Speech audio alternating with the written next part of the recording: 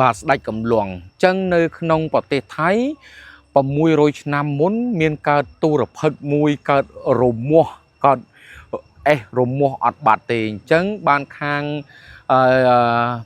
គេនឹងគេមកសុំទូលអង្វរព្រះសិវៈដើម្បីរំទៅដើម្បីបានទឹកមន់ទៅយកទៅព្យាបាល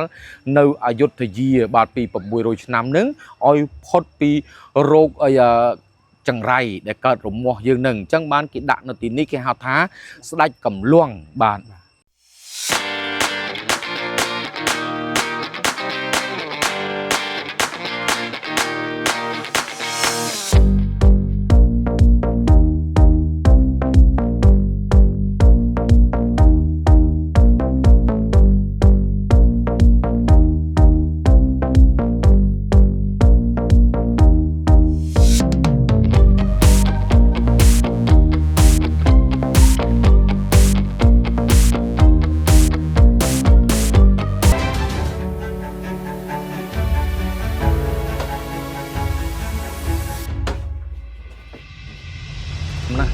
បងឃើញអត់ចឹងយើងមិនទាន់អស់ទេណាយើងមិនទាន់ចប់ទេបង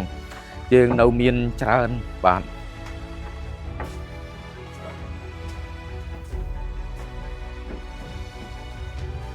បាទអញ្ចឹងយើងឃើញរូបនៅទីនេះបាទ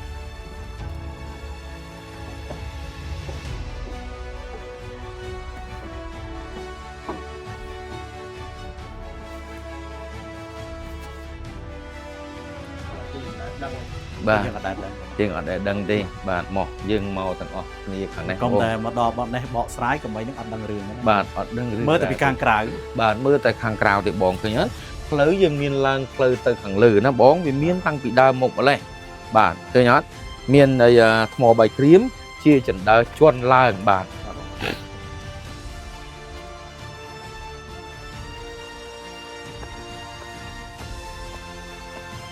ដល់ខាងលើវិញបាទយើងដល់ខាងលើវិញហើយញាក់សាច់មកអូ my god តើបងឡើងមកលើទេបានបងដឹងបាទបងបាទនេះគេហៅថាធោបង្ហូរនៃទឹកអីអានេះហ៎បងទឹកលិមួកបាទហូរចេញពីជ្រុងមកនេះឃើញហូរចុះទៅអញ្ចឹងហើយនឹងហូរចុះទៅអញ្ចេះទៀតឃើញបងបាទនេះហ៎ហូរចុះទៅអញ្ចេះហូរទៅអញ្ចេះអញ្ចឹងវាមានគ្រប់ជ្រុងណាបងនៅទាំងនោះចំនឹងអូកន្លែងដុតផងកន្លែងបន្ទប់ទឹកផងបងអត់ទេកន្លែងដុតទៅដូចថាអាជាតិទឹកហ្នឹងវាហូរច្រោះទៅតាមទឹកអាឆ្អឹងវាហូរច្រោះទៅតាមឆ្អឹងអូបាទ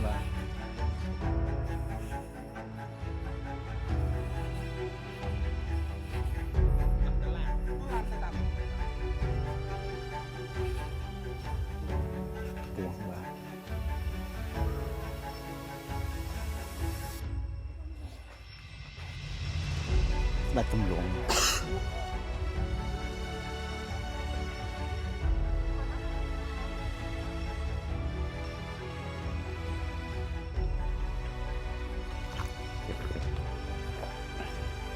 ចឹងបងធ្វើដំណើរមកដល់គេហៅថាមេមដុតសពផនព្រះរាជាហើយបងនឹងឃើញរូបនេះមិនមែនជារូបពិតទេណាបងជារូបคล้ายคล้ายបាទគេហៅថាស្ដេចកំឡុងនេះគឺជាស៊ីម៉ង់ទេណាបងមិនមែនថ្មភក់ទេចឹងថ្មភក់បងនឹងឃើញនេះលក្ខណៈចឹងណាបងបាទទេពទាំង4ទិសបាទគេហៅថា